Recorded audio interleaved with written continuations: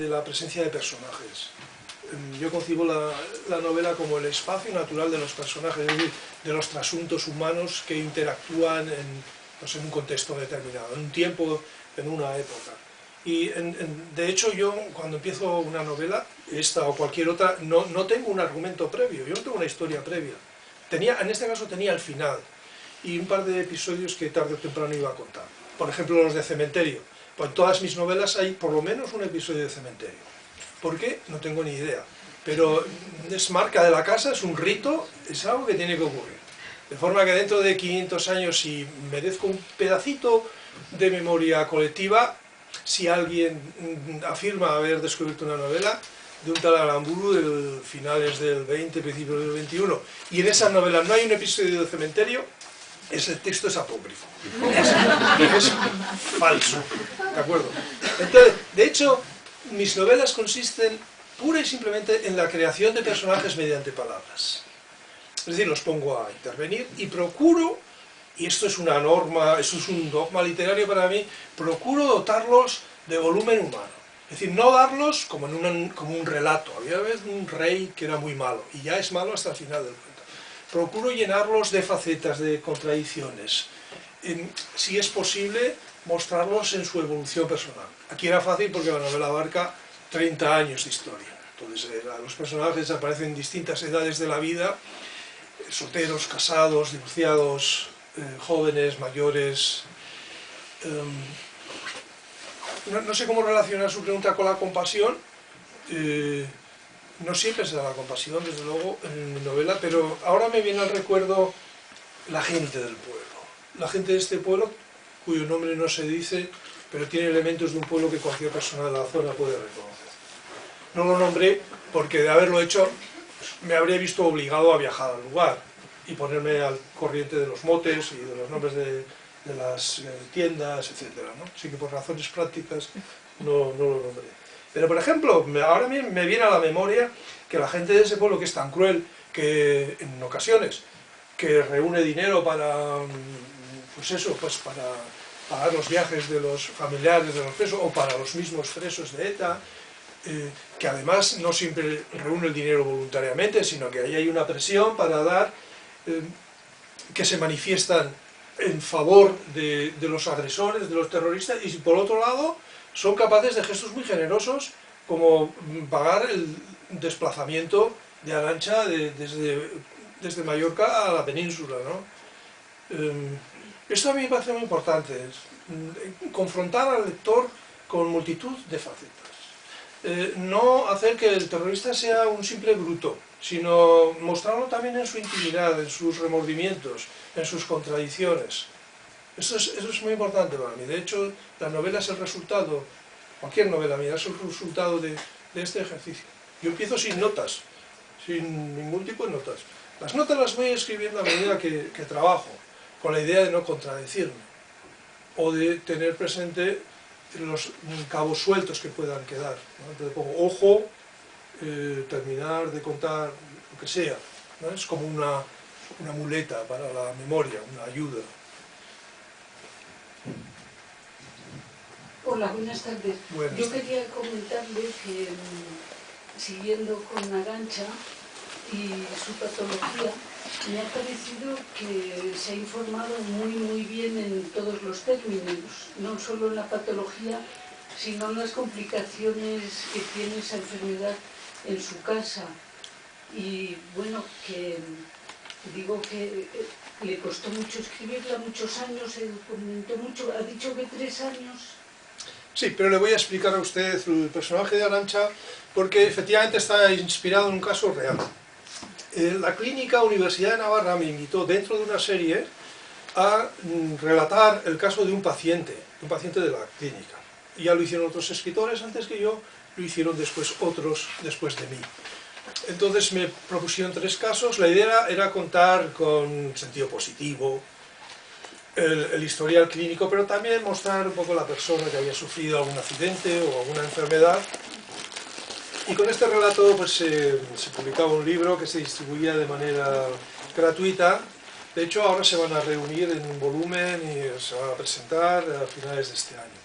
Y a mí me ofrecieron 3 casos Y bueno, yo no conocía a los enfermos, pero resulta que uno que había sufrido un ictus, un empresario navarro, había expresado su deseo de que yo contara su historia.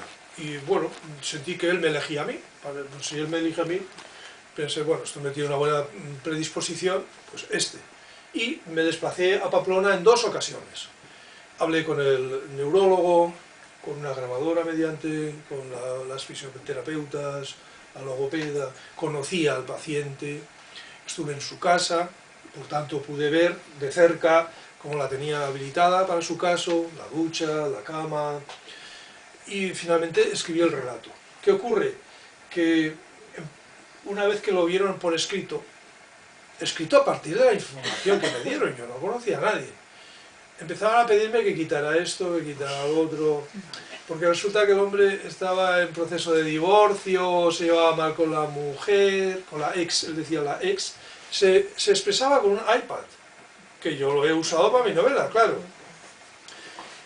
Y claro, su caso, visto ya por escrito, pues le resultaba muy fuerte. Si podía quitar esto, si podía quitar lo otro, bueno, pero un trabajo de encargo, pues suprimí pasajes, pero yo sabía que tarde o temprano sacaría provecho literario a esta historia. Por ejemplo, me pidieron, esto me lo pidió el director de la clínica del Opus Dei, y había un episodio que yo consideraba jocoso, y además daba un toque humano al paciente. Es decir, si empezamos a quitar párrafos relativos a su vida privada, pues al final lo que queda es el historial médico, un relato muy descompensado. Total, que lo llevaron en cierta ocasión a una iglesia de La Rioja, y lo pusieron con su silla de ruedas, no podía expresarse, no podía fonar, en la primera fila, junto con los otros familiares creyentes. Él no creía en Dios, y entonces el sacerdote, con la mejor voluntad del mundo, le dio de comulgar, y él no podía resistirse, y entonces pues se tragó el cuerpo de Cristo y me lo contaba y se reía así, y yo pensé, joder, qué bien, esto me va a dar una página amena. Y el director de la clínica me pidió que quitase eso, porque esto es pecado, ¿no? Pues no lo quité, pero lo metió en mi novela. O sea, en mi novela, claro, Arantxa está salida, o sea, está inspirada en este señor. Así está construido. Bueno, Javier, yo quería hacerle 2 preguntas. Sí. Por un lado ha hablado del papel de las víctimas, que evidentemente son víctimas siempre. Y aquí el papel de Vittori como la viuda, pues es lógico que se mantenga toda su vida. Su hija, en cambio, parece que en Zaragoza no se siente víctima.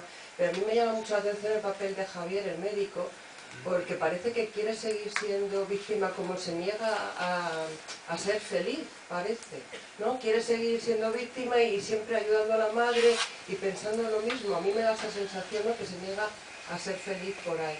Y luego otra pregunta, que no tiene nada que ver, si se sabe si el libro ha tenido mayor repercusión en ciudades que han sido más objetivo de ETA y que han sufrido más, o se sabe por número de ventas y no se sabe si ha habido más enteros. Muchas gracias. Sí. Mire, en cuanto al personaje de Xavier, yo estoy seguro que aquí hay más de 12 personas que serían capaces de hacer una lectura del personaje mucho más compleja que la que yo pudiera hacer ahora. Porque de hecho yo nunca he estado, con respecto a mi novela, en la posición del que interpreta. Ya dije antes, que aunque sonaba broma, que mi relación es más bien de cocinero, ¿no? O sea, se puede hacer el vino sin ser un gran catador. Y esa es la sensación que yo tengo. Esta afirmación de usted, según la cual Xavier es un hombre que se niega a la felicidad, creo que es cierta.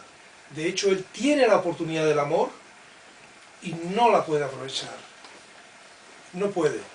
No puede. Quizá un psiquiatra nos podría dar una explicación médica. Probablemente este hombre estaba muy deprimido, pero evidentemente no puede. En otros momentos de la novela averiguamos que este hombre hizo una promesa durante el entierro de su padre. Esa promesa pesa mucho en él. Y tiene una relación con su madre, una relación de responsabilidad sobre todo. ¿Sí? Hay una escena, alguna vez me venían las lágrimas escribiendo, tengo que confesar. Hay una escena que para mí es terrible en mi novela.